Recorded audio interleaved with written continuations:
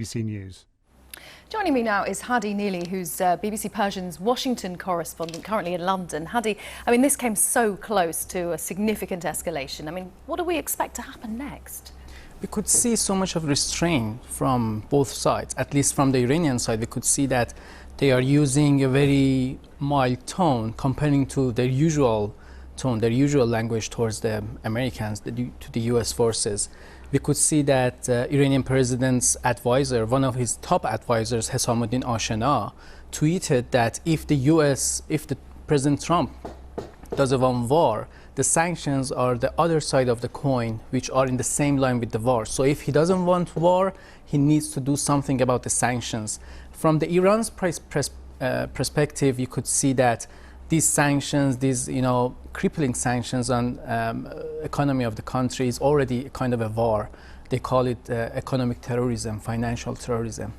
Now, the Iranian side, I mean, the military said they even were pretty restrained. There was an American aircraft with 35 people on board. It had entered their airspace, they say, along with the drone, they did not shoot at. Yeah, and we can see the confirmation from some sources, some senior officials in Pentagon confirming to US media that yes, there was another aircraft in the region at the time of the strike by Iranian guards. But we could see that.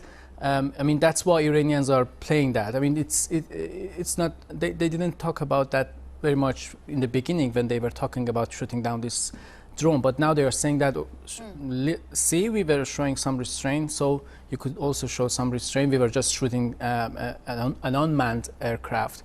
So we could see also that from the side of the US president, he's saying that if some persons were killed in the strike, it would be totally different. And how much is it becoming clear the differences going on inside the US administration over this? The fact that it seems to be Donald Trump who's the one holding the line, and there are others who are pushing for a greater escalation and greater military action. Yeah, and he's been saying that before as well, that I'm the one who is holding the line, especially when people ask him about his senior advisor, John Bolton, who has a very aggressive tone toward the Iranian regime. President Trump said that I'm the one who is holding the line here. I'm the one who is in the room deciding what to do next. But for now, we could see that President Trump is one of the most minimalist US presidents who shows interest in less of military operations around the world. But his administration is, at least toward Iran, one of the most maximalist administrations. They are very much more hawkish, we can say, about Iran. John Bolton, president's top advisor in national security, over the last few years has been openly calling for toppling down the Iranian regime. So we could see what the dynamics are in DC. Hadi, thanks very much. Hadi Neely from BBC Persian. Now, Spain's Supreme Court's ruled that an